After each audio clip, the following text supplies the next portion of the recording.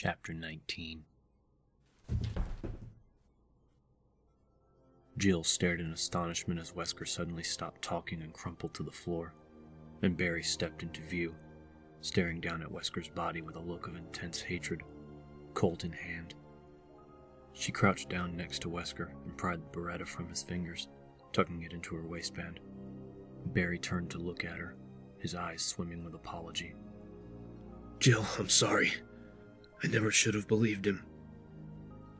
Jill stared at him for a moment, thinking about his daughters. Moira was about Becky McGee's age.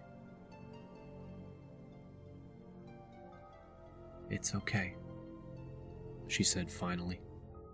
"You came back. That's what matters." Barry handed her back her weapons, and they both gazed down at Wesker's sprawled form, still breathing, but unconscious. He was out cold. "I don't suppose you have any handcuffs on you?" Barry asked. Jill shook her head. "Maybe we should check out the lab. There's bound to be some cable or cord we can use. Besides, I'm kind of curious about this miracle of modern science he was talking about." She turned and found the switch that operated the hydraulic door, noting the biohazard symbol painted across the front. The door slid open, and the two of them stepped inside. Wow.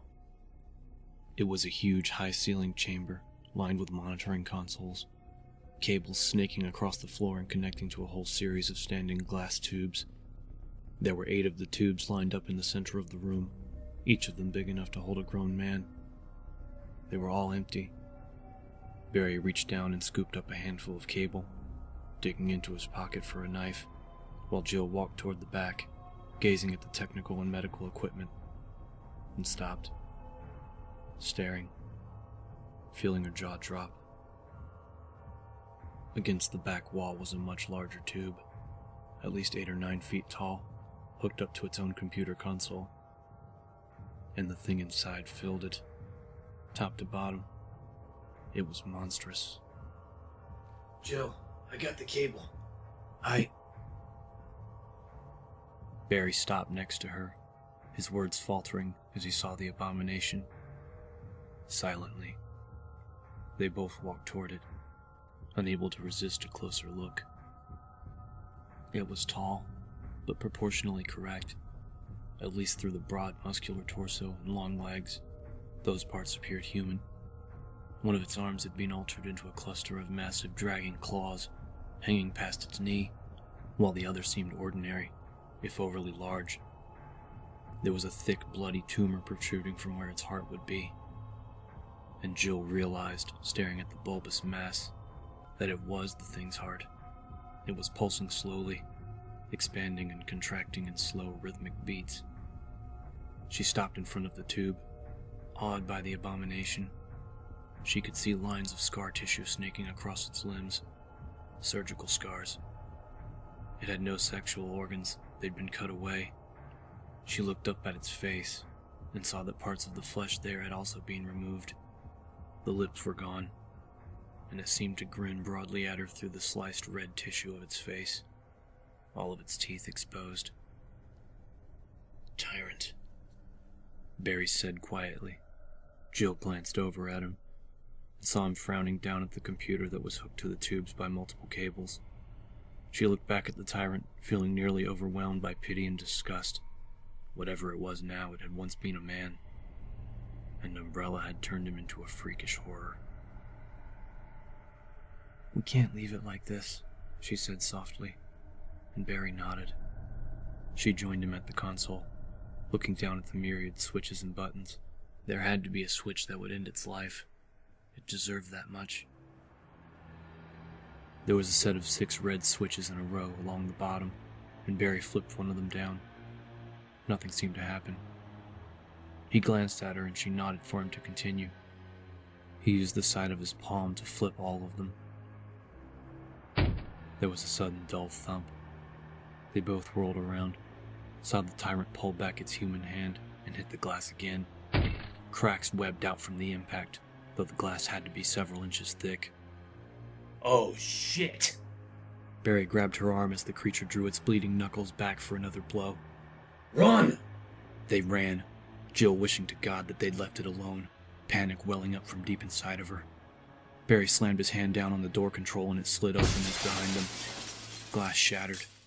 They stumbled through the door, terrified, Barry hitting the lock, and saw that Wesker was gone. Wesker stumbled toward the power room, his head pounding, his limbs feeling strangely distant and weak. He felt like he was going to throw up. God damn Barry. They'd taken his gun. He'd come to as they'd walked into the lab and reeled toward the elevator, cursing them both, cursing Umbrella for creating such a screwed up mess, cursing himself for not simply killing the stars when he could have. It's not over. I'm still in control. This is my game.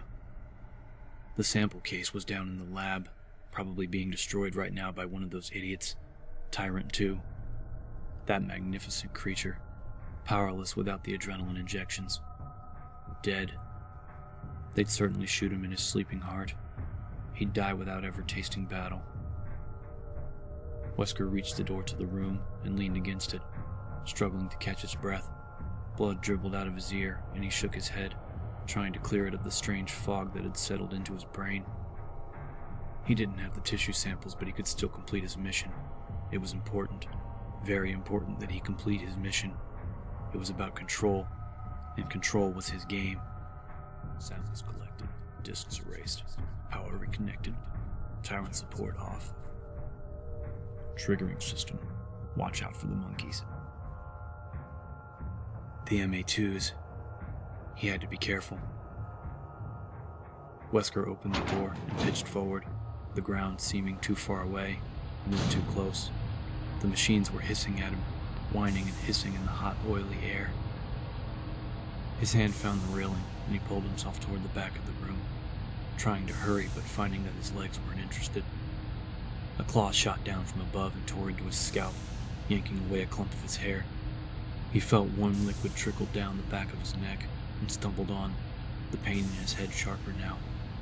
Took my gun. Those ignorant idiots took my gun. He reached the door, and had just managed to get it open when something heavy landed on his back, knocking him into the next room. He fell on the cold metal floor, and a terrible shriek sounded in his ears. Thick talons punctured the skin on his back, and Wesker slapped at it, at the grinning, screaming thing that was trying to kill him. He hit the creature as hard as he could, shoving the heel of his hand into its throat. It leapt away, landing on the mesh wall and climbing back up to the ceiling. Wesker pulled himself up and stumbled on, fresh waves of pain and nausea washing over him. The air was too hot, the turbines loud and relentless in their spinning, throbbing frenzy, but he could see the door to the back now, the door that led to the completion of his mission. All of the stars, dead, blown into orbit while I escape. Fly away, a rich man. He flung the door open and made his way toward the small glowing screen in the back corner. It was quieter here, cooler. The massive machines that filled the chamber hummed softly at him, their purpose quite different than the ones outside. These were the machines that wanted to help him regain his control. The noise from the open door behind him seemed far away as he reached the glowing screen, his fingers numb as they touched the keyboard beneath. He found the keys he needed, the code spilling out across the monitor in soft green after only a few mistakes. A sexy, quiet voice informed him that the countdown would begin in 30 seconds. Dizzy, he tried to remember the settings for the timer. The system would trigger automatically in 5 minutes, but he had to reset it, give himself time to get reoriented, and make his way to the outside. Behind him, something screamed. Wesker whirled around, confused, and saw 4 of the mesh monkeys running at him, lashing out with long curved hands as they reached him. Terrible pain shot up through his legs, and he fell, crashing to the hard steel floor. This can't happen. One of the creatures jumped onto his chest, and suddenly Wesker couldn't breathe, couldn't even raise his weak arms to push it away.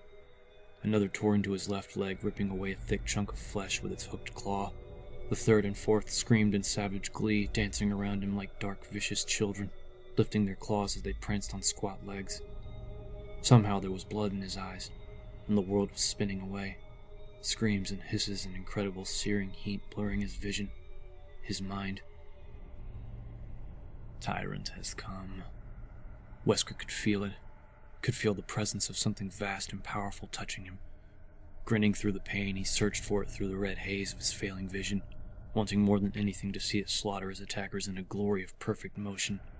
But he could only make out the immense shadow that seemed to flood over him, through him. Could only imagine that the powerful, magnificent warrior was reaching down to lift him from his torment. I control. Let me see. Darkness stole his hopes away, and Wesker thought no more.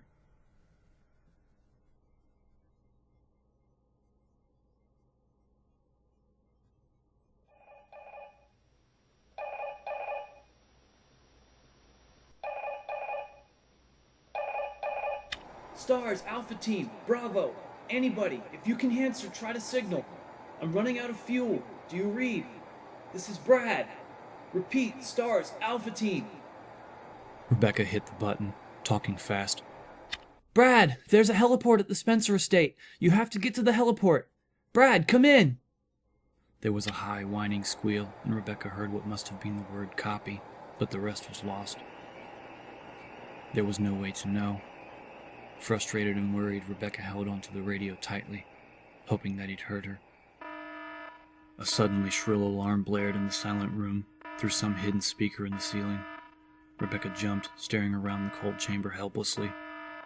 There was a buzzing click from inside the door that led to the heliport, and she hurried over, grabbing the handle and pulling it open. It had unlocked. A cool female voice began to speak slowly and clearly over the jangling alarms. The triggering system has now been activated. All personnel must evacuate immediately or process deactivation. You have 5 minutes. As the recorded message repeated, Rebecca stood in the open doorway and watched the open ladder shaft, her blood racing, waiting to see Chris emerge from the levels below. He'd only been gone a few minutes, but their time had just run out.